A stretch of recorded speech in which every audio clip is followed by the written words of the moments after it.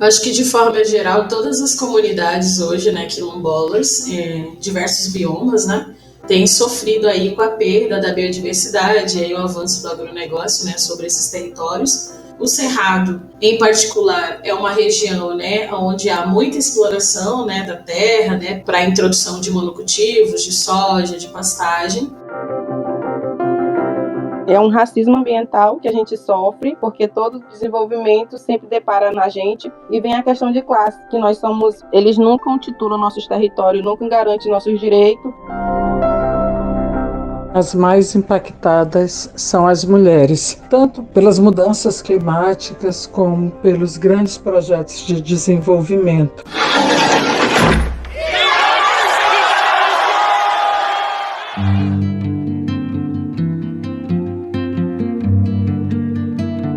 Começa agora a série Território Vivo, o combate às mudanças climáticas no Cerrado, uma parceria do Guilhotina, o podcast do Le Monde Diplomatique Brasil, com a Coordenadoria Ecumênica de Serviço, a SESI. Eu sou Bianca Pio e estou aqui com Luiz Brasilino.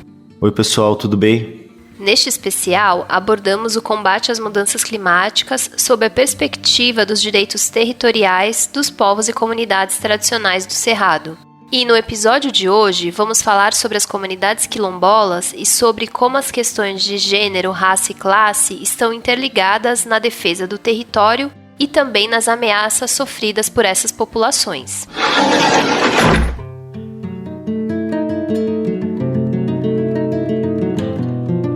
Para começar a debater este assunto, nós procuramos duas integrantes de comunidades quilombolas do Cerrado. A Emília Costa, do quilombo Santo Antônio do Costa, no interior do Maranhão, e a Fran Paula, da comunidade Campina de Pedra, em Mato Grosso. Eu sou Emília Costa, pertenço ao quilombo Santo Antônio do Costa, município de São Luís Gonzaga, Maranhão, fica localizado no centro do Maranhão, a região do Médio Mearim e é uma região do Cerrado. E eu sou também do movimento quilombola do Maranhão, o Moquibom.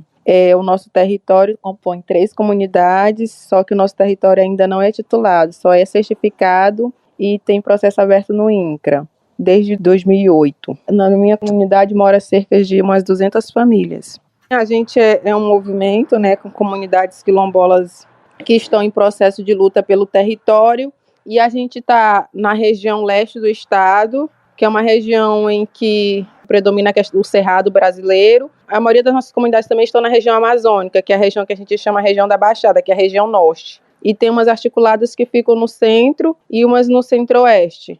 Mas a nossa concentração maior é na Amazônia. E a gente trabalha, né, esse processo aí de titulação para a gente ver se a gente consegue de forma aí que tenta pressionar o Estado, mas infelizmente mesmo com nossas pressões, a gente não tem conseguido avançar no processo de titulação, mas a gente tem conseguido retomar algumas áreas, a gente tenta manter nossos modos de vida, né, da forma que nossos ancestrais viviam, que é para a gente não perder quem a gente é e deixar isso guardado para as futuras gerações. Eu sou Fran Paula, né, sou quilombola. Minha formação, né, tenho uma formação de engenheira agrônoma, com mestrado em saúde pública, e atualmente estou fazendo doutorado também na Rural do Rio de Janeiro, justamente, né, trabalhando e pesquisando sistemas agrícolas tradicionais, agroecológicos. Eu moro no Mato Grosso, né, sou de um território quilombola no Pantanal, comunidade Campina de Pedra, mas faz parte de um complexo de comunidades quilombolas que estão localizadas próximas a Cuiabá, né? Uma região que a gente denomina de Baixada Cuiabana ou Baixada Pantaneira, e é a região do estado de Mato Grosso que mais tem comunidades tradicionais e quilombolas no estado de Mato Grosso, né? Sou educadora da ONG FASE aqui e faço pela FASE um trabalho que também é de assessoria técnica social a essas comunidades, especificamente nessa pauta da agroecologia, povos e comunidades tradicionais, terra e território, né? Além da Fran e da Emília, neste episódio conversamos também com a Carmen Silva, do SOS Corpo, Instituto Feminista para a Democracia. Eu me chamo Carmen Silva, sou educadora aqui no SOS Corpo O nome correto do SOS é SOS Corpo, Instituto Feminista para a Democracia. Nós somos uma organização da sociedade civil que tem 43 anos de existência. Nos consideramos um coletivo político profissional feminista e atuamos com produção de pesquisa feminista sobre a situação da vida das mulheres no mundo, com comunicação política e também com educação popular feminista, tanto junto a movimentos de mulheres como aberta para a sociedade como um todo. Temos uma linha de publicações bastante produtiva e também temos a ação política no movimento feminista como um todo. Nos consideramos como uma organização do movimento feminista.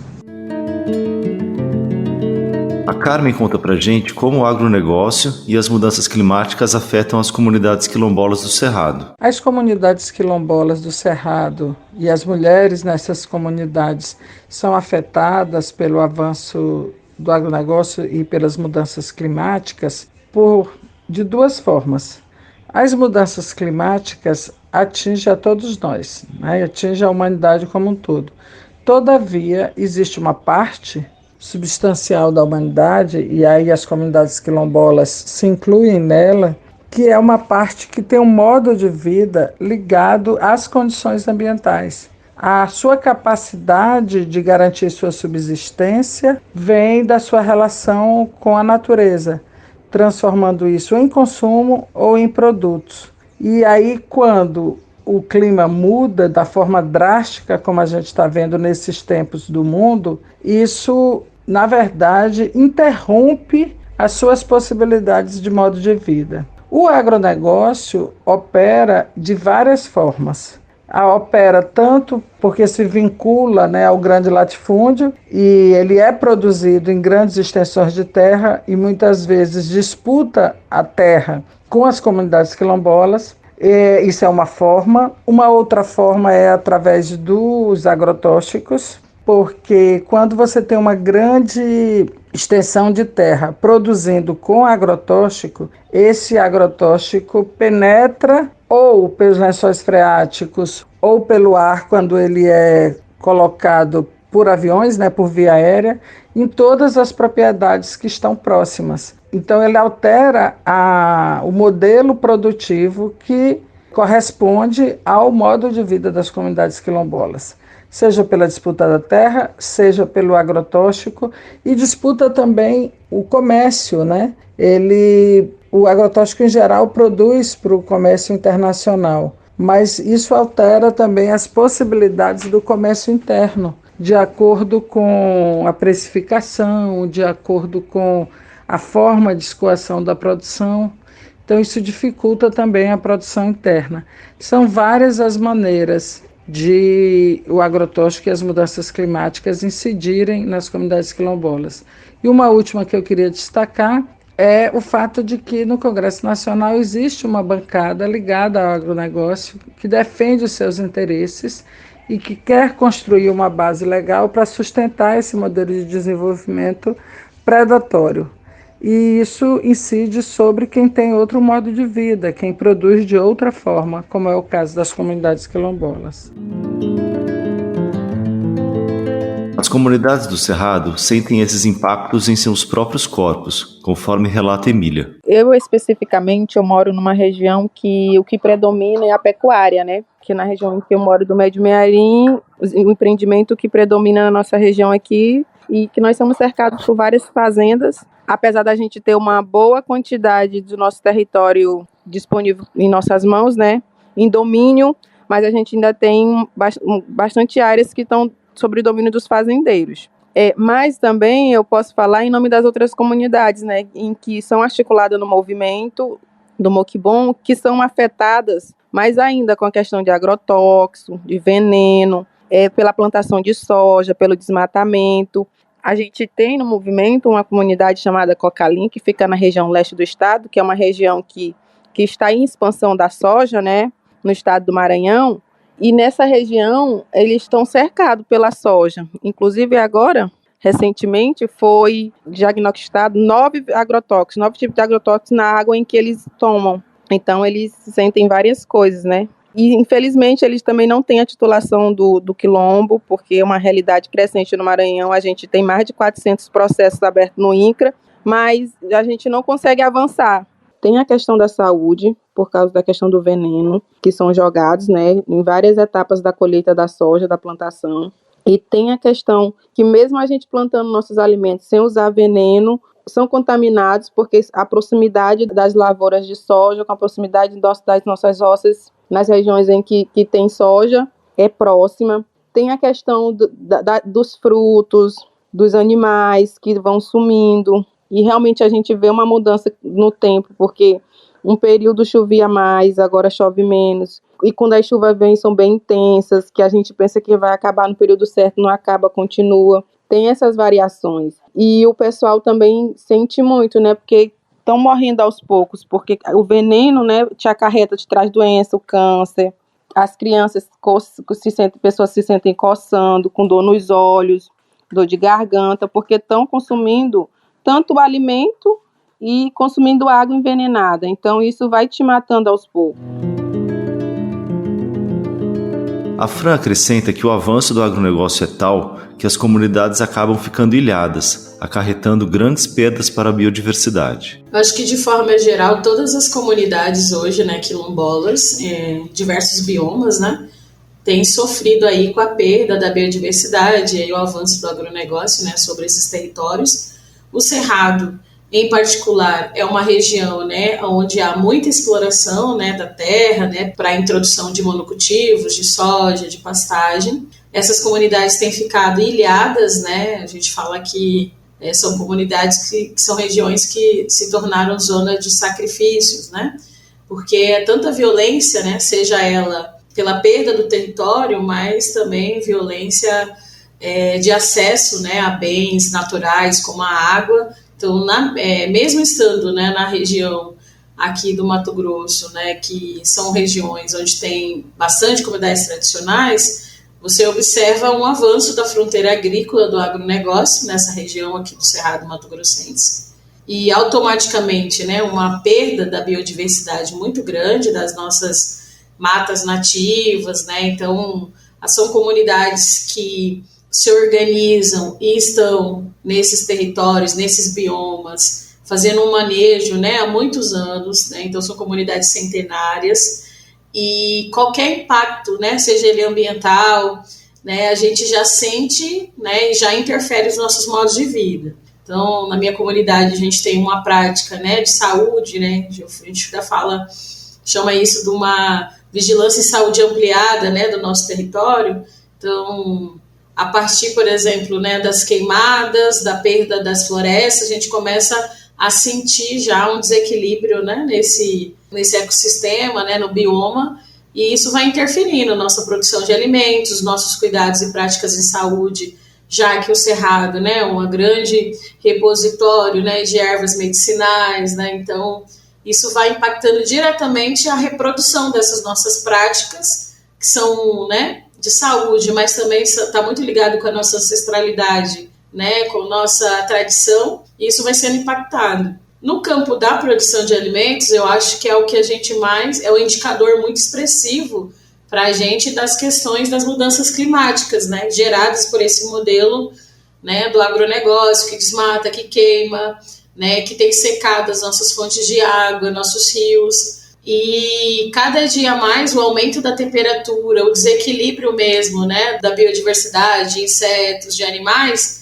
tem afetado a nossa produção de alimentos. Então a gente tem perdido sementes que são sementes crioulas, que são sementes aí, né, tradicionais que tem nas nossas comunidades há muitos anos, né, mas até a colheita hoje dessas variedades alimentares está sendo prejudicada, né, devido aí um período maior de escassez hídrica, de falta de chuva. Então, a gente tem sentido cada vez mais esse impacto na produção de alimentos na agricultura, né, nos nossos roçados.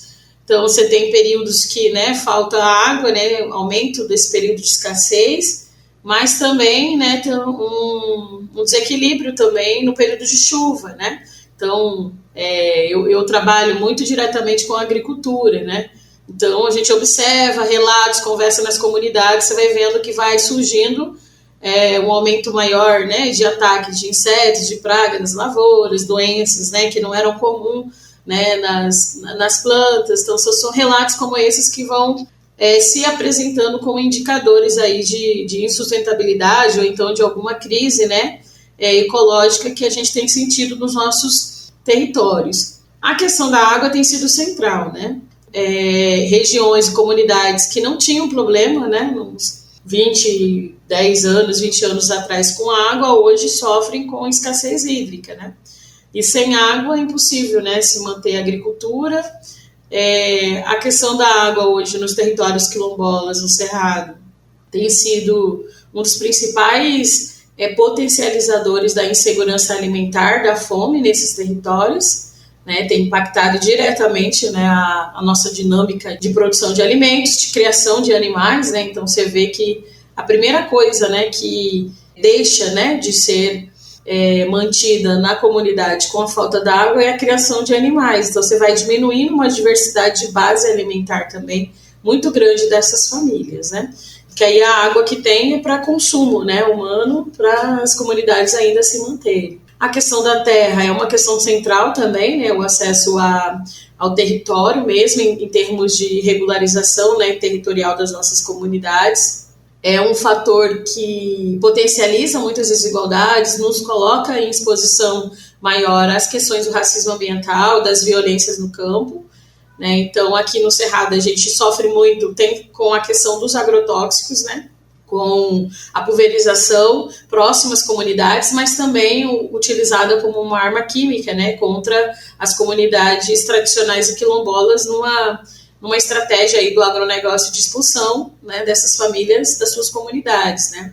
A contaminação da água por agrotóxico também é uma coisa que nos preocupa muito, né. Então nós temos hoje realizado várias pesquisas em parceria com outras instituições, né, Fiocruz, né, universidade, e que tem detectado a presença, né, de resíduos de agrotóxicos nas águas. E essas águas, a gente, né, na minha região mesmo, né, nas comunidades vizinhas, a gente fez um levantamento e detectamos até 10 tipos de agrotóxicos na água da chuva, na água de poços, né, de água para consumo humano e nos rios, né? Então, uma coisa que nos preocupa é que não está só impactando, né, as pessoas que estão ali expostas a problemas de saúde devido ao consumo daquela água, mas a todo o ambiente, tudo que depende, inclusive, né, dessa água para viver.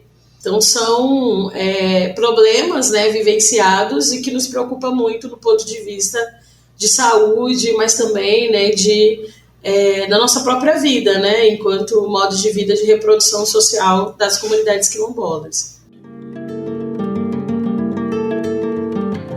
Enquanto quilombolas, essas comunidades são espaços emblemáticos da combinação das opressões de gênero, raça e classe. É o que a Emília resume nessa fala. Os empreendimentos, né, os programas de desenvolvimento, eles vêm diretamente para as comunidades que eles dizem que são mais pobres, né, que é ao contrário. Chegam justamente nas comunidades quilombolas, nas comunidades indígenas, nas comunidades tradicionais, que é justamente uma questão de racismo ambiental, né. É um racismo ambiental que a gente sofre, porque todo desenvolvimento sempre depara na gente, e vem a questão de classe. Eles nunca intitulam nossos territórios, nunca garantem nossos direitos, justamente porque diz que a gente é uma classe inferior, nos julgam menos inteligente. Tem toda uma questão também racial envolvida dentro desses empreendimentos que chegam até nós. E no gênero, o recorte das mulheres, e principalmente as mulheres negras e quilombolas, os impactos são maiores, né? Porque além da gente vivenciar diariamente situações de conflitos territoriais, a gente ainda tem as questões das violências domésticas, que infelizmente acontece e é um fator que a gente não pode deixar de falar.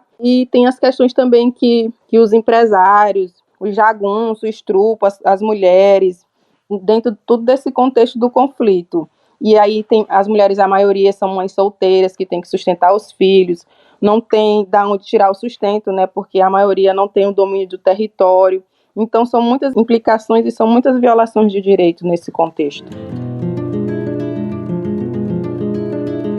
Vamos ouvir agora a Carmen falando sobre como as mulheres são as mais impactadas pelo modelo de desenvolvimento. As mais impactadas são as mulheres, tanto pelas mudanças climáticas como pelos grandes projetos de desenvolvimento.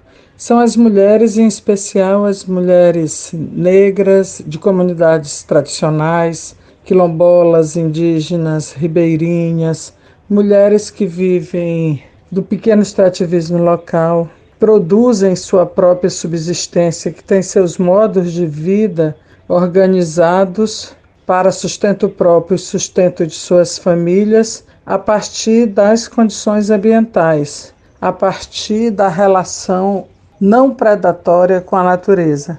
Então, essas mulheres são as mais prejudicadas realmente com esse modelo de desenvolvimento que está em curso. As mulheres negras, indígenas, quilombolas são grupos mais expostos aos impactos das mudanças climáticas. Essa é a conclusão do relatório A Dimensão de Gênero no Big Push para a Sustentabilidade no Brasil, de 2021, da CEPAL, órgão da ONU para a América Latina e Caribe. De acordo com a Fran, essas injustiças partem da própria estrutura fundiária do Brasil. Então, eu acho que se a gente pegar uma leitura do campo brasileiro, da agricultura familiar, ela é, os próprios dados aí do censo do IBGE já demonstram que a população, é uma população composta majoritariamente pela população preta, Porém, eu acho que o olhar para o Cerrado é olhar para a estratificação desses dados, considerando que essa população é a que tem a menor porção de terras, no Brasil. Então, uma coisa que poderia ser, significa que a população preta é a maioria do campo. Mas quando você vai olhar, a parcela, de terras agricultáveis ou destinadas a essa população é muito pequena. Então, é coisa assim de menos de 1 hectare, para essa população. E o que vai demonstrar uma manutenção aí de uma concentração de terras na mão, de latifundiários, homens brancos, que detêm essa porção maior, de terras disponíveis para a agricultura, e que mantém modelos de exploração aí através das commodities, uma agricultura quimicamente dependente. É o que a gente sempre pontua, o modelo de produção agrícola, que é um modelo que mantém muitas desigualdades sociais, inclusive as desigualdades étnicos raciais no Cerrado, elas ficam são muito perceptíveis, Se você pegar hoje as comunidades tradicionais, comunidades extrativistas, comunidades do Cerrado, os povos do Cerrado são populações indígenas, são população negra, a sua maioria, e são essas populações que estão sofrendo aí esses impactos, diariamente.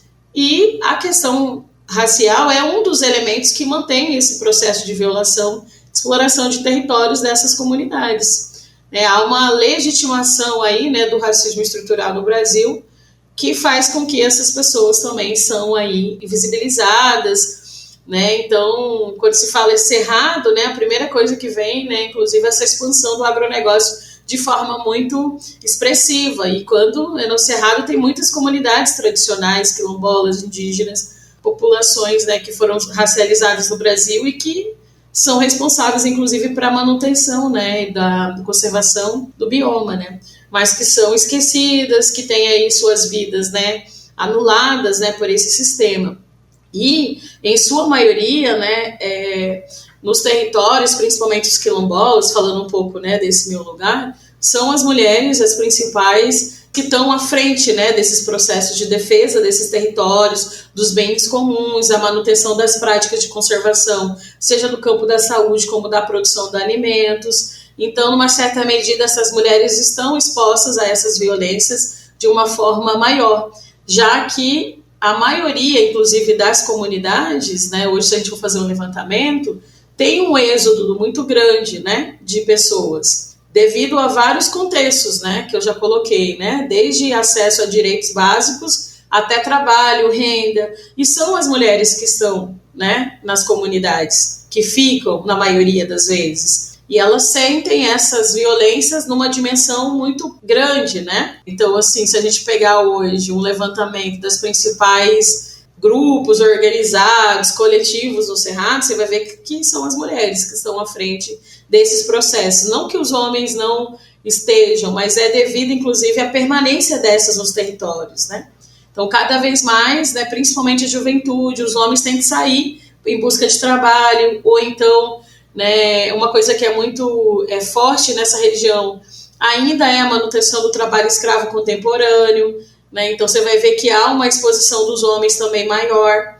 Hoje a gente fez um levantamento, um diagnóstico, né, para a CONAC, né, a Coordenação Nacional de Comunidades Quilombolas dos Estados do Cerrado, e até saiu o resultado, né, a publicação esses dias desse diagnóstico.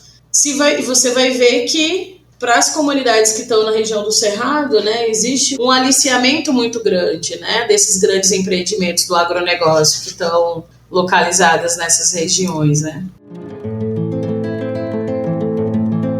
Você ouviu a Fran falando aqui neste episódio sobre zonas de sacrifício. Elas são áreas que seriam sacrificadas em nome de um suposto desenvolvimento econômico. Ela explica agora pra gente como esse fenômeno se expressa no Cerrado. É um conjunto de violências, né, que vai colocando essa população, essa comunidade que está no Cerrado, no que a gente chama de zona de sacrifícios, né?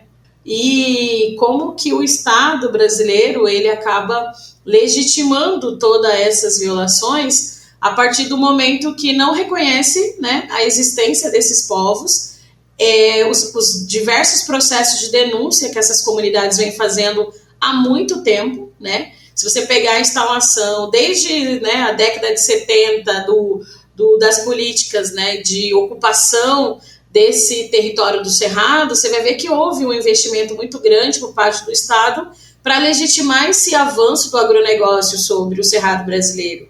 Né, uma política que ignorou a existência, né, de populações indígenas, comunidades quilombolas tradicionais que já estavam, né, nesses territórios, e eu sempre falo isso, né, tem até uma discussão que eu vinha fazendo, que este modelo, né, de desenvolvimento capitalista, ele faz isso, né, ele intitula, primeiro que ele anula a existência dessa diversidade de povos, né, no Cerrado, e outro ele vai rotular como atrasado, como sem valor, tudo que ele não consegue se apropriar, então é preciso ser destruído, né? Então é um pouco essa visão, né, que faz com que esses grandes empreendimentos, não é só o agronegócio com a produção de soja, a pastagem, mas tem desde a entradas, né, das mineradoras nos territórios, né, a questão, né, da instalação, né, de hidrovias. E isso vai gerando impactos e um somativo nessas comunidades que,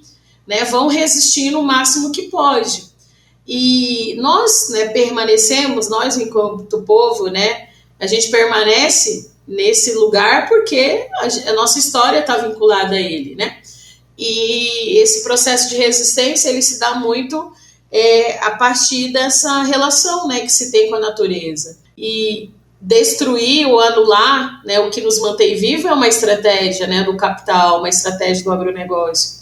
Então, contaminar as nossas águas é estratégico para esse modelo, né, porque faz com que, né, promova essa ruptura, né, de nós com nossos modos de vida, da manutenção das nossas práticas, né. Então, o racismo ambiental ele vai sendo consolidado dessa forma, de forma estratégica, né, em forma a nos expor e promover esse rompimento, né, e perda, né, dos nossos modos, né, de estar no território, de se reproduzir. Então, se a gente pegar os casos, né, que são muitos, quando são casos isolados, você vai ver que há uma ligação muito direta, né, entre a perda de direitos e os casos de racismo ambiental. Então, o fato da gente não ter a posse e a titularização sobre as nossas terras reconhecidas pelo Estado nos coloca em uma maior vulnerabilidade a trabalho escravo, a fome, a gente ser pulverizados por veneno, a perda, por exemplo, das nossas sementes por contaminação transgênica,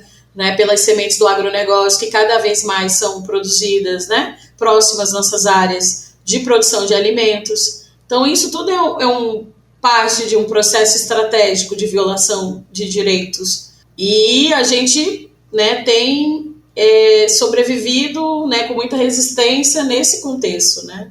A gente não está lutando ou denunciando só um modelo de produção agrícola, né? A gente está denunciando mesmo o processo de genocídio, né, desses povos, né, de quem vive, né, no bioma, né, de quem está ali há muitos anos. Essas relações de classe, gênero e raça, no entanto, são também uma potência, como afirma Carmen. Na verdade, não é que gênero, raça e classe incidam para dificultar as propostas de soluções. Na verdade, quando as pessoas se organizam considerando que as relações sociais de gênero, de raça e de classe, elas estão imbricadas e elas se mantêm na vida cotidiana, reduzindo as possibilidades de direitos e de poder para aqueles setores que nessas relações sociais estão do lado mais fragilizado, no caso as mulheres, as populações negras e indígenas, as pessoas que vivem do seu trabalho, perceber isso e se organizar a partir daí ajuda a construir unidade para lutar contra este modelo de desenvolvimento. Então, o modelo de desenvolvimento ele se baseia nessas relações sociais e ele reduz a possibilidade de vida de quem está no polo mais enfraquecido dessas relações. Então, se organizar entendendo estas relações e atuar politicamente de forma articulada, né, com as pessoas negras, com quem vive do trabalho, com as mulheres, isso faz com que a força política aumente para enfrentar, né, tudo que esse modelo de desenvolvimento impõe sobre as nossas vidas.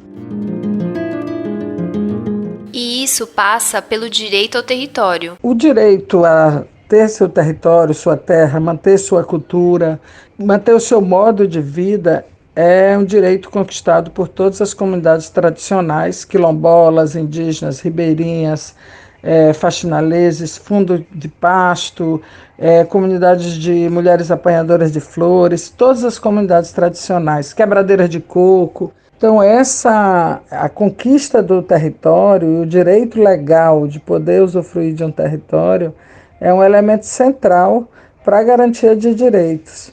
E isso é exatamente o principal ponto de discórdia e de disputa com os grandes empreendimentos, tanto com o agronegócio como com outros megas empreendimentos, como mineração, como hidronegócio, como a indústria química que fornece os agrotóxicos. A defesa dos territórios é um elemento imprescindível para a sobrevivência humana, para a sobrevivência dessas comunidades tradicionais com seus modos de vida próprios.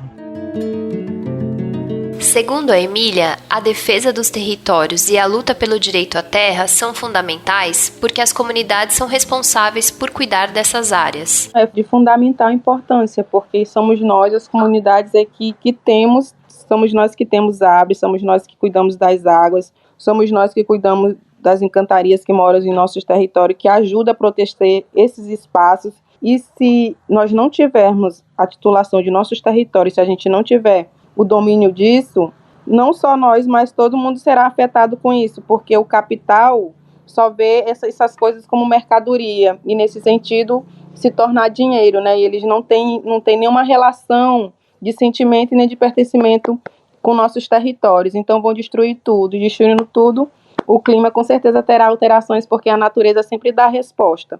Então nós somos os responsáveis por cuidar, né, dos nossos territórios, não só para nós, mas principalmente para os outros também que precisam, principalmente na questão do cerrado, né, que é o berço das águas, e a importância das águas não é só para nós que vivemos, mas sim para todos os brasileiros que precisam e necessitam de água. E isso também envolve a questão de gênero. O gênero feminino, as mulheres, tem uma relação de afeto, tem uma relação mais íntima com o território, tem uma relação com as ervas, com as plantas, conhece todas as árvores que tem no território. E por ser uma questão até que do machismo mesmo construído, porque sempre foi determinado para nós mulheres essa relação de cuidado, e a gente tem esse sentimento maior e a gente sente quando a gente é impactado de forma maior por causa dessas questões em que a gente vivencia.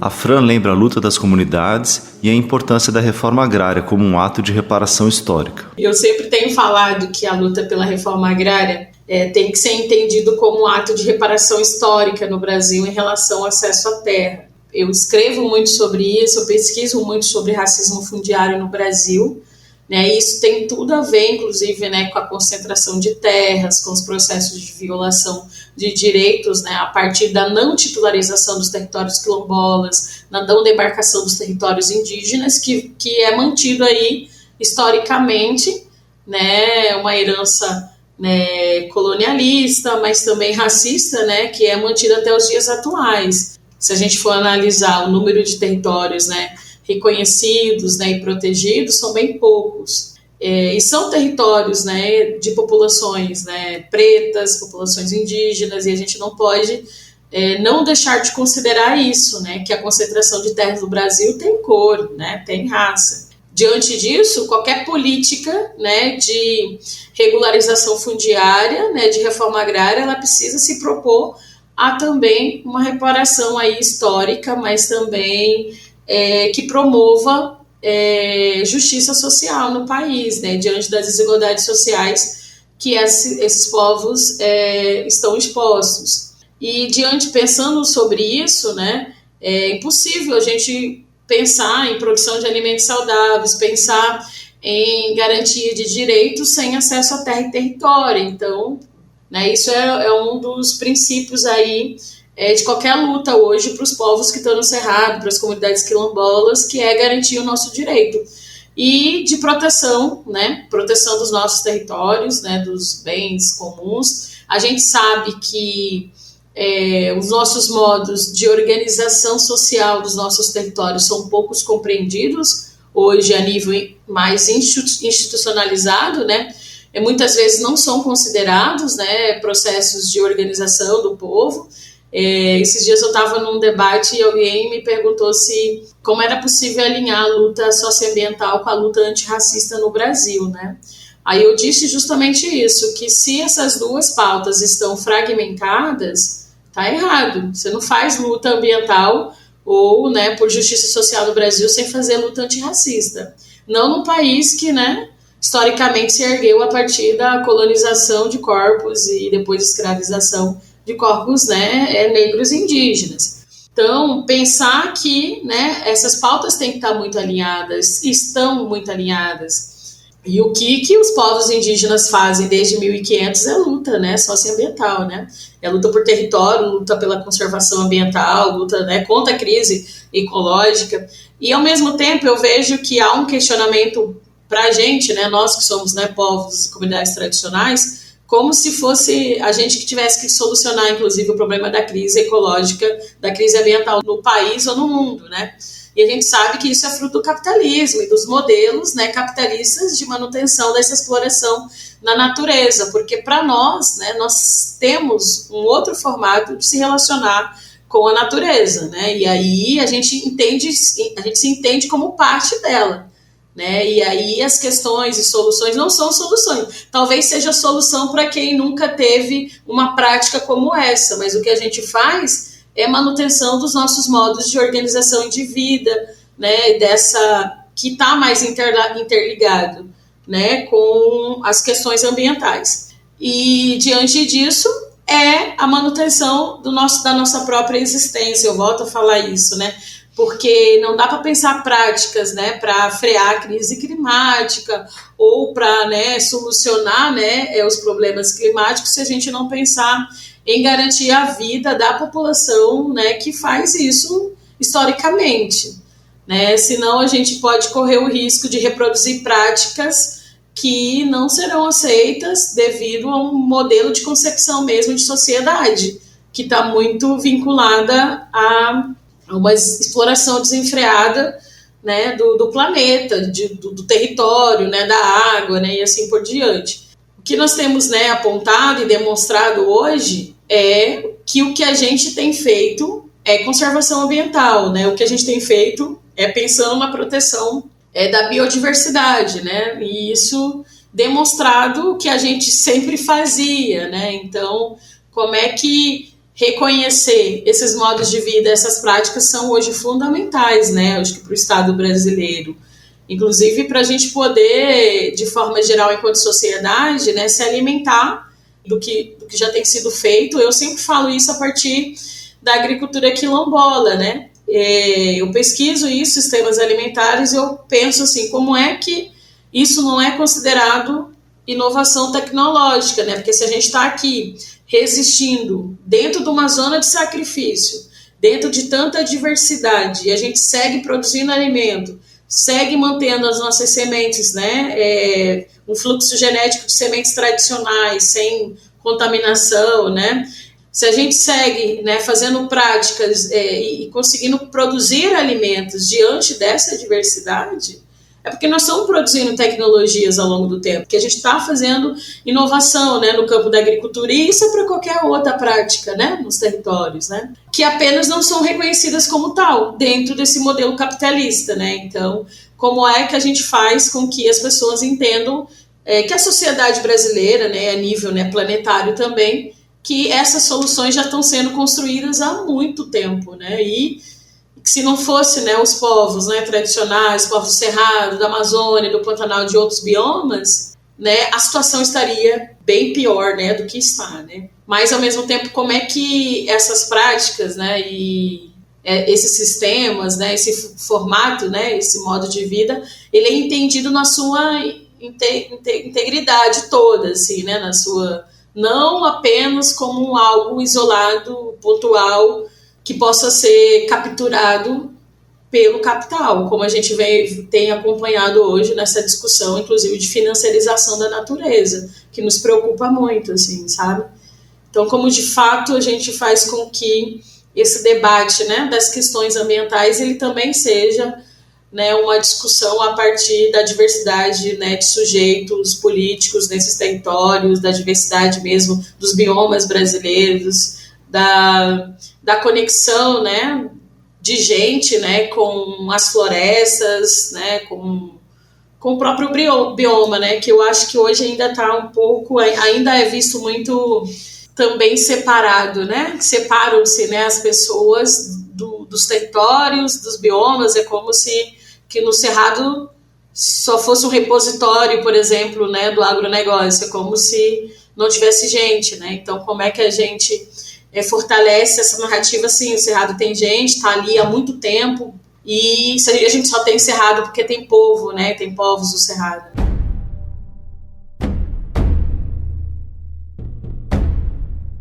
O agronegócio, a mineração e o hidronegócio têm impactado negativamente a região conhecida como Mato Piba. Ela é formada por áreas majoritariamente de cerrado nos estados do Maranhão, Tocantins, Piauí e Bahia. Essas atividades afetam meios de subsistência e a qualidade de vida de inúmeras comunidades.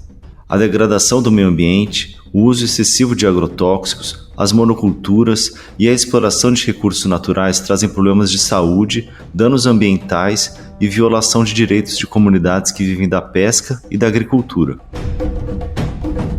Em vários lugares, pessoas têm sido expulsas de seus territórios em nome de um suposto desenvolvimento.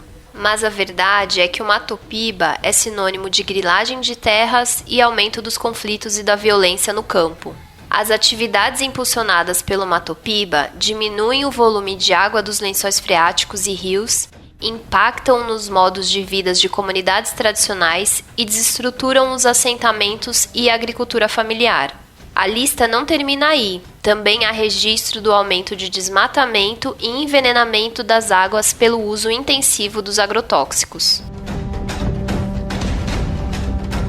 Tudo isso afeta mais as mulheres, como as quilombolas do Maranhão e as quebradeiras de coco-babaçu do Piauí, mas também os povos indígenas, a exemplo dos Apinagé do Tocantins, as comunidades de fundo e fecho de pasto do oeste da Bahia e tantas outras comunidades tradicionais do Cerrado que ouvimos aqui nesta série. Porque as vidas dessas pessoas não têm importância para o agronegócio. Porque as comunidades em que elas vivem são territórios racializados, entendidos pelos grandes empreendimentos como áreas a serem exploradas, mercadorias. São zonas de sacrifício. E tudo isso está diretamente relacionado com as mudanças climáticas, como temos mostrado nesta série especial. Os povos e comunidades tradicionais têm uma relação de cuidado e afeto com seus territórios, não de exploração. Eles protegem o meio ambiente, conservam nascentes, florestas e campos. Coexistem com a natureza. Por isso, a permanência desses povos em seus territórios é fundamental para o equilíbrio do clima.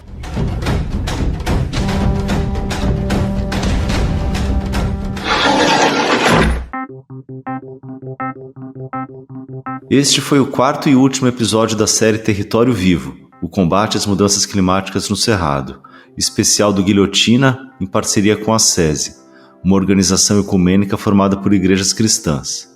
Ela foi fundada como uma forma de resistência à ditadura militar e atua na defesa de direitos humanos no Brasil há 50 anos, principalmente apoiando grupos populares como os que foram abordados nesta série. A SESI apoia essas populações a partir de pequenos projetos, de combate a incêndios criminosos, de fortalecimento da produção e dos modos de vida de povos e comunidades tradicionais, de autonomia de mulheres, de enfrentamento aos racismos, de juventudes nas periferias urbanas, organizações interreligiosas, entre outros grupos e iniciativas. Para saber mais sobre esse trabalho, visite sesi.org.br. Obrigada a você que nos acompanhou nesta jornada. Voltamos na quinta-feira com o episódio regular do Guilhotina no seu tocador favorito. A apresentação e o roteiro deste episódio foram feitos por mim, Bianca Pio e Luiz Brasilino. O apoio na produção foi de Tarsilo Santana e Olga Matos, da SESI. A edição é da Beatriz Pasqualino e a sonorização é do André Paroche, pela Rádio Tertúlia. Território Vivo, o combate às mudanças climáticas no Cerrado. Uma parceria do Guilhotina, o podcast do Le Monde Diplomatique Brasil, com a Coordenadoria Ecumênica de Serviço, a SESI. Apoio técnico, Rádio Tertúlia.